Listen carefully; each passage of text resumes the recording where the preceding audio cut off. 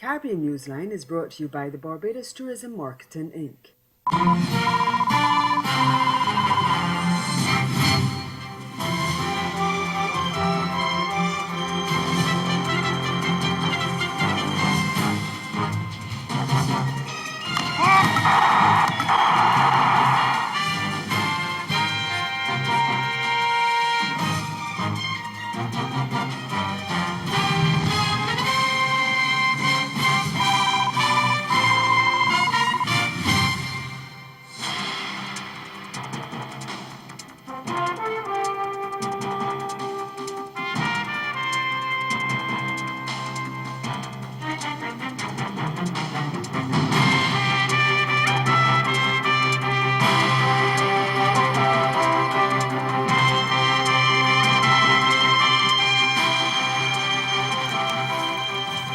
Guyana's president urged to review controversial tobacco legislation.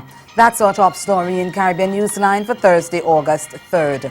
From the CMC News Center in Bridgetown, I'm Nicole Best. Good evening. The Demerara Tobacco Company has called on Guyana's President David Granger to reconsider sections of the Tobacco Control Bill before signing it into law. Director of the company, Marlene Curtin, said on Wednesday that the company was not opposed to the regulations but was concerned that the measures are discriminatory, highly draconian, and even unconstitutional. She also urged the president to send the bill back to Parliament for it to be analyzed and reviewed by a select committee to minimize the impact of the measures, not just for the industry, but also for citizens.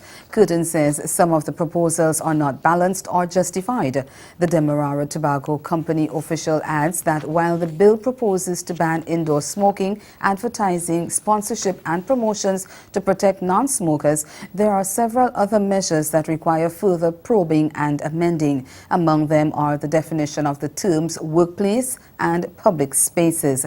Curtin expressed concern that the definition of workplace within the bill was too broad and believes public spaces should be allowed to set up adequate designed smoking areas. Still in Guyana, improvised weapons were seized as security officials at the Lusignan prison thought what could have been another prison uprising. Javon Vickery of HGP Nightly News has the details. Quick thinking and vigilance by officers on the ground at the Lusignan prison last Saturday quelled a series of disorderly conduct which could have resulted in another prison break. The prison service in a statement said it regrets the course of action but had no other option given the quote-unquote extreme disorder which broke out in the holding area and the refusal of the prisoners to heed to the commands of the officers to desist, end of quote. Director of Prisons Gladwin Samuels provided this update. He was hospitalized following the incident last Saturday. He is currently awaiting assessment by a specialist team at the hospital. From what was reported and my observation, he has a pitted lodge somewhere at the bottom of his left eye. I was informed by the staff supervising him at the hospital that his behavior is very unbecoming to the medical staff and persons providing security to him. So hopefully the team was able to conduct the assessment today and they will determine the way forward as it relates to removing the pitted. Mr. Samuels further said that of the 16 who were shot, one remains in hospital. 3 improvised weapons were recovered during the episode on Saturday. 3 prisoners who suffered minor gunshot wounds and 2 who suffered injuries as a result of fights were taken to the Georgetown Public Hospital for treatment, while others were being treated on site at the Lusignan Infirmary. Trinidad and Tobago's Immigration Division is defending conditions under which people are held at its detention center. This after several complaints that people were living in inhumane conditions. But the chief immigration officer says the conditions are not squalid and the majority of detainees have been deemed unsuitable to remain in this country. We get the details in this CNC3 news report. A group of Cubans remains in custody in a prison in Trinidad and Tobago and say that they fear deportation. Conditions at the Immigration Detention Center in Arepo under the spotlight. This Cuban news report posted in January and another last month highlight the plight of more than a dozen Cuban nationals there. Ahora ha pasado a Trinidad y Tobago. It has now moved to Trinidad and Tobago. 15 Cubans, 12 men and the rest women, have been in a prison for immigrants and without documents. These photographs sent to CNC3 show the conditions under which some of the detainees are living. One telling us they are treated like dogs. Others say they are being kept like prisoners with no hope of getting out. One of the men reportedly contracted chickenpox and spread it to others, while there are reports that at least one Chinese national attempted to commit suicide in the last 2 weeks. However, one senior official says a lot of the material and videos are old and some people are trying to create mischief. Chief Immigration Officer Charmaine Gandhi Andrews says that there is usually increased agitation at the detention center around emancipation. While she admits the conditions are not that of a five-star hotel, she says that detainees receive 3 meals a day, they have access to a medic 24/7, a doctor visits once a week, each have their own bed, and the state provides each with personal hygiene products. We are told the Cabinet has recently approved funding to repair the roof and install a new air conditioning system. She says it costs the division $500,000 monthly to feed the detainees. Some of the men and women at the center have been in detention for several months. However, Mrs. Gandhi Andrews says that there are several factors that delay their processing. The main challenges, she tells us, are the unavailability of travel documents, getting them home, and the purchasing of tickets. Before a decision is taken to deport them, they undergo special inquiries. Those who either have criminal records or no means of supporting themselves are often given deportation orders. The Chief Immigration Officer says many do not have passports and it can take months to get those documents from their relevant embassies, either locally or in some cases Washington, D.C., as their consulates do their own investigations. It can cost as much as $185,000 to return one national to Africa, for example. And in many cases, she says, the state bears the cost. Most international flights require 3 escorts for deportees. She says finding flights is sometimes a challenge because some countries only allow a 4-hour transit window. Language is often a major impediment, as she tells us they have had to fly in interpreters from abroad. There is currently a proposal for the construction of a new detention center, but that decision is up to Cabinet. Meantime, the High Court in Trinidad and Tobago has awarded a Jamaican woman over $200,000 TT dollars in damages following her unlawful detention by immigration authorities. The Trinidad Express newspaper reports that Sasha Watson's lawyers had argued that it was unlawful for police and immigration authorities to round up foreigners and detain them at the Immigration Detention Center in Arepo, where they are denied fundamental human rights. The state subsequently conceded in the litigation brought against it, and High Court Judge Frank C. Prasad ruled in Watson's favor, ordering the state to pay her damages, interests, and costs. Exorbitant phone bills by some Jamaican government ministers have forced the Andrew Holness administration to implement an interim cap on cell phone charges. As a result, some ministers may have to pull their own pockets to pay a portion of their bills. Andrea Chisholm of TVJ News tells us more. An $8.3 million cell phone bill for the finance minister in 1 year alone, plus others with 6 figures. The Prime Minister said it was unacceptable and promised a cap. On Wednesday, the Information Minister said the Cabinet agreed on an interim proposal for government mobile phones, which includes a cap of $40,000 per month on all mobile telephone communications expenses directly related to each minister of government, both ministers and ministers of state. That figure should be for direct expenses of the ministry to which the minister is so assigned. The cap also applies to public sector workers like permanent secretaries and others listed under Category A in Circular 35 from the Finance Ministry. Senator Reid said the Cabinet arrived at the figure after doing a survey of cell phone rates and data usage.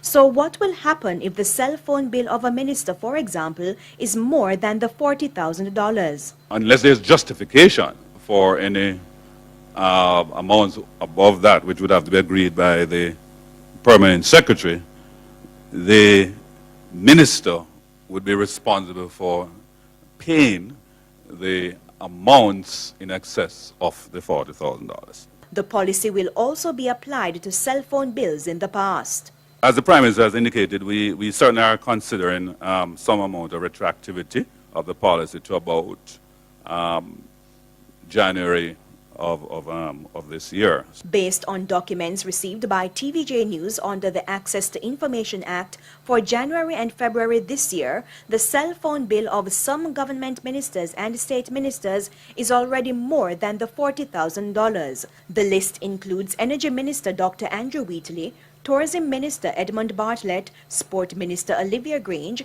and Finance State Ministers Favour Williams and Rudyard Spencer. The bills of Finance Minister Audley Shaw and Transport Minister Mike Henry were way over the $40,000 limit for January and February this year. Coming up in Caribbean Newsline, the Bahamas opposition explains why it refused a multi-million-dollar offer to improve the island's electricity company and dump when it was in government. Stay with us. There's more news after the break. Join the Caribbean Broadcasting Union and its regional and international partners at the CBU Annual General Assembly, August 21st through 24th at the British Colonial Hilton Hotel in Nassau, the Bahamas, under the theme Digital Developments in Caribbean Media. Prime Minister of the Commonwealth of the Bahamas, Dr. the Honorable Hubert Alexander Minnis, will welcome delegates during the opening ceremony.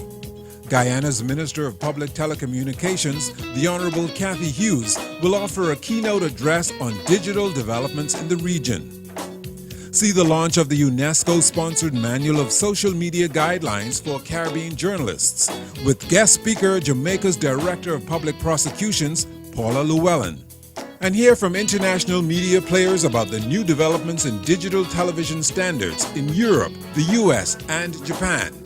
And this year's Caribbean Broadcasting Awards Gala at the Atlantis Resort Paradise Island is not to be missed. Call 246-430-1007 to book your space in the 3-day conference and exhibition. Don't miss the CBU 48th Assembly at the British Colonial Hilton Hotel in Nassau from August 21st through 24th. Discounts on flights to the Assembly on the official airline, Caribbean Airlines. It's time to explore, to feel, to love. St. Kitts, everything you've ever dreamed of, and more than you could have ever imagined. It's time to follow your heart. St. Kitts.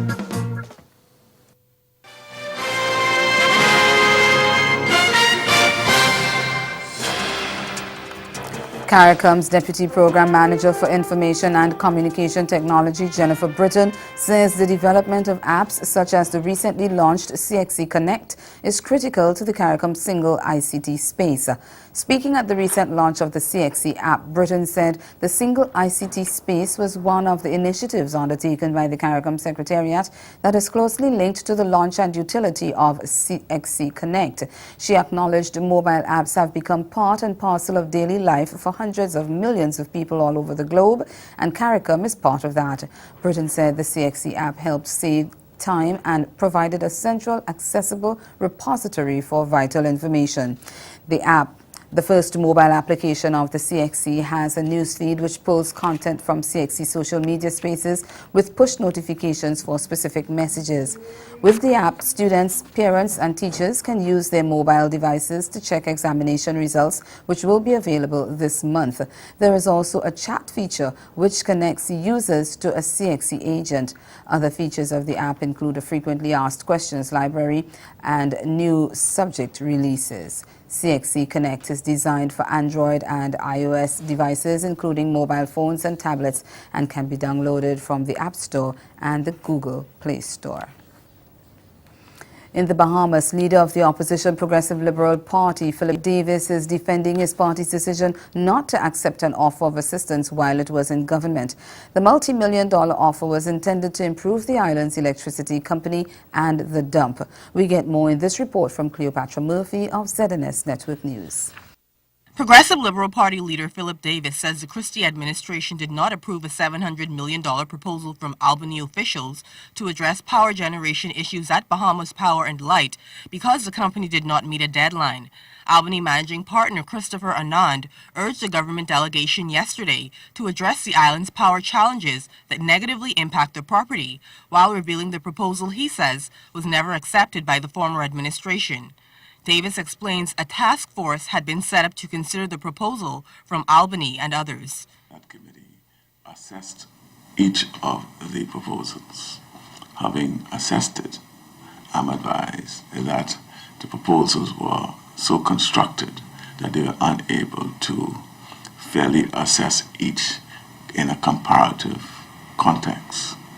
They then formulated a process which allowed them, in their view, to be able to have that comparative context. Davis indicated that while Albany ultimately responded, it was too late, and a recommendation was to be made to the former government was also put on hold due to the May 10th general election. While Anand says the proposal would have also addressed issues at the landfill, Davis said he was not aware of it. Albany did make some proposals in respect to BPL and BEC, lending them some funds for the purposes of constructing a generation plant, and on the back end of that to supply fuel to that plant, and it would have been on a loan arrangement. Davis also addressed comments from the nation's leader, Dr. the Honorable Hubert Minnis, who in response to his national address said the PLP owed Bahamians an apology, something he says Davis did not do when he acknowledged the party's mistakes. I have acknowledged that we were not perfect. None of us are perfect. That is sufficient. I don't think in our infallibility we acted in a way that was deliberately harmful to the Bahamian people. The PLP leader says at the end of the day, the Progressive Liberal Party is being punished for the mistakes it made, but he explains that the party will use its term in the opposition to rehabilitate itself in the eyes of the Bahamian public. The Airports Authority of Trinidad and Tobago say as many as 30 passengers on board an American Airlines flight were injured during turbulence as the aircraft approached the Piarco International Airport late Wednesday. Initial reports had indicated that 22 people were injured. The Airport Authority said 3 had to seek medical attention at hospital. The authority said that at 9 p.m. American Airlines flight 2713 contacted the ATC tower to advise that it experienced severe turbulence while en route from Miami to Port of Spain and would require medical assistance upon arrival at the Piarco International Airport as there were injuries on board. The aircraft landed safely at 9:33 p.m. and emergency response agencies arrived on site immediately to lend support. Trinidadian soca star Destra Garcia broke an ankle after falling through a stage while performing at a concert in Bermuda late Wednesday.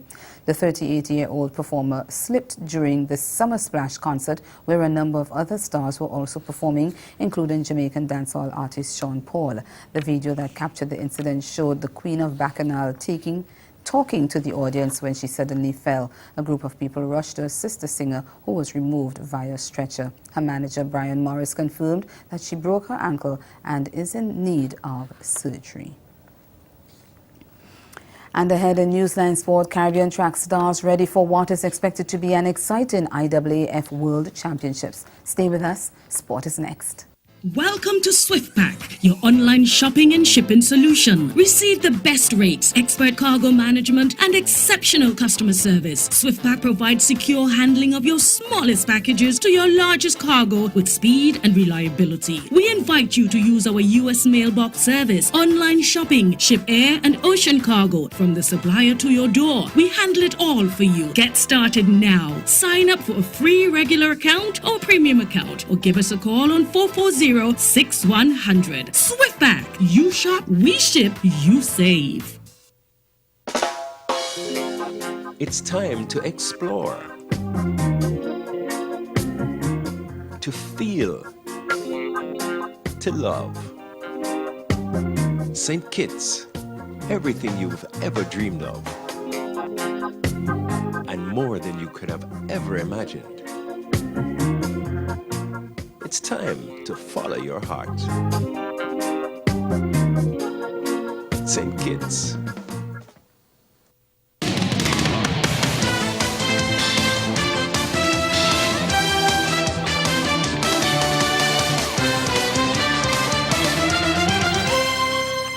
The long-awaited IAAF World Athletics Championships in London gets underway on Friday, with Jamaica expecting big things from their athletes, and not just sprint star Usain Bolt.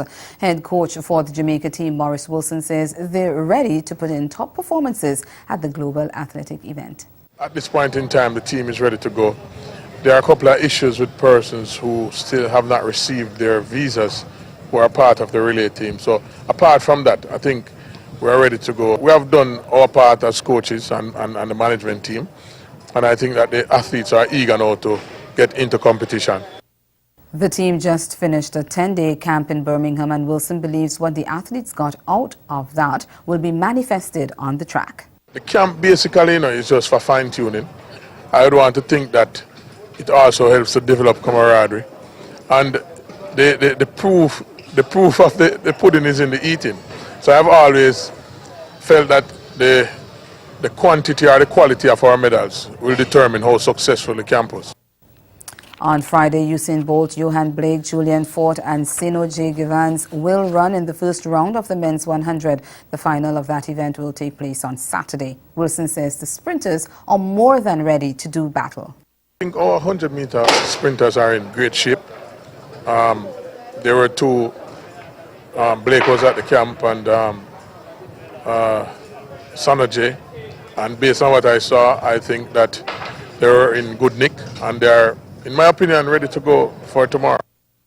Meantime, Bolt believes he'll have to run 9.8 seconds if he wants to successfully defend his 100-meter title at the World Championships. Speaking to the RJR Gleaner Communications Group on the eve of the championship, Bolt predicted the winning time. He won the Rio Olympic gold medal in 9.81 seconds to finish ahead of Justin Gatlin, who crossed the line in 9.89 seconds, and Andre Degas, who finished third in 9.91 seconds.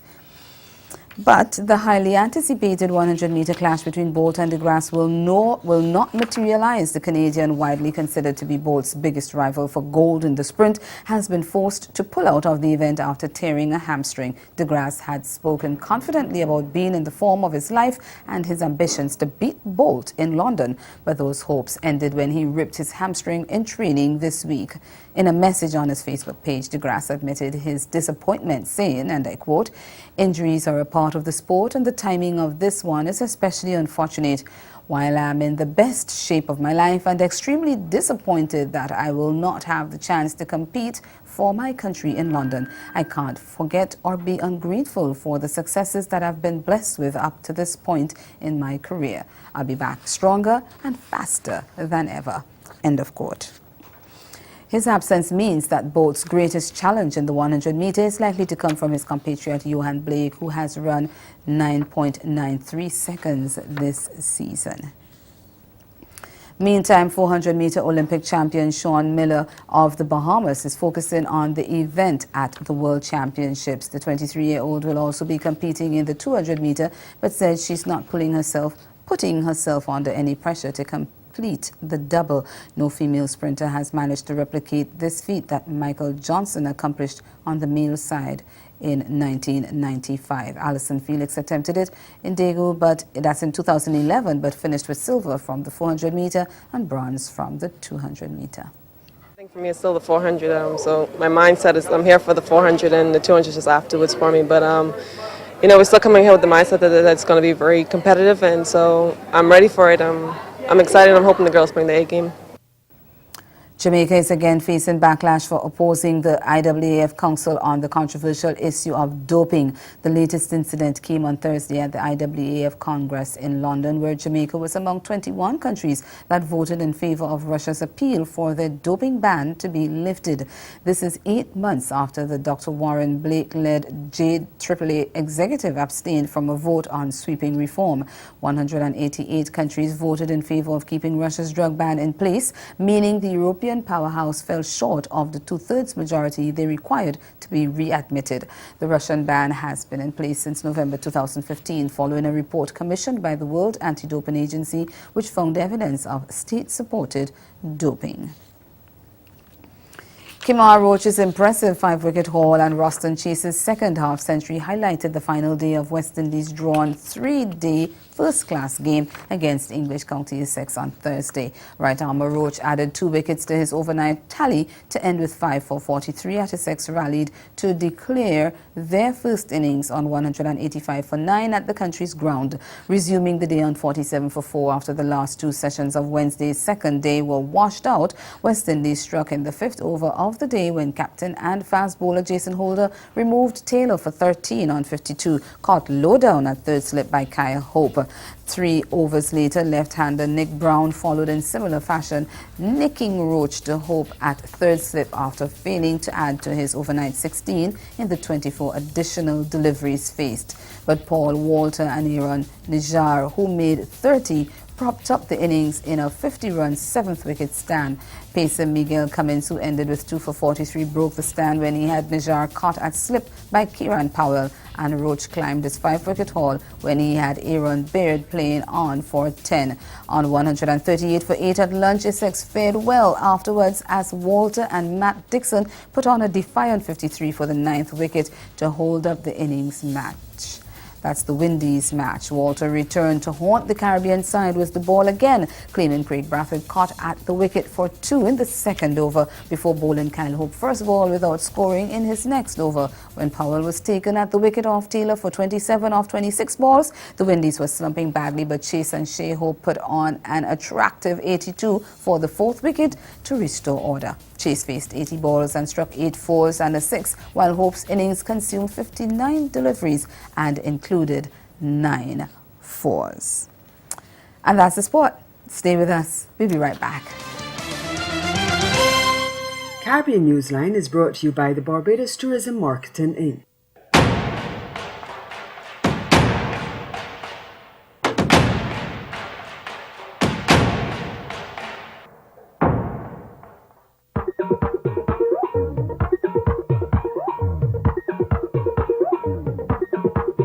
Ready. It's another episode when we out on the road. This is what we love to celebrate, to celebrate. This is not Hollywood. No, we don't come out the road. Drink, drink, drink. King Baba and the guitar. Hey, hey, hey. Every fact that I go, you keep on calling me wrong name. But that's okay, cause that's my babe. I don't understand how we're in a name tag on me. You know what to say, you still calling me wrong. Don't get vexed with me. Don't say that. Grow your business or promote your event through the services offered by the Caribbean Media Corporation and CaribVision. Our distribution provides a platform on cable, terrestrial television, and websites. We cover carnivals and events from across the region. We can bring your event live and alive to the world. For music makers, program producers, businesses, we can expand your reach to in excess of 2 million households daily. Our other services include news updates to enhance your media products, studio space for program and development.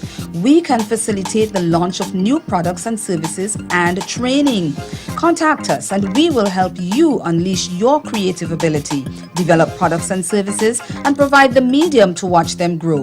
Contact Loretta Skeet at cmccaribbean.com or call her 1-246-467-1044 or 1-246-253-3889. Call and book your carnival or event today.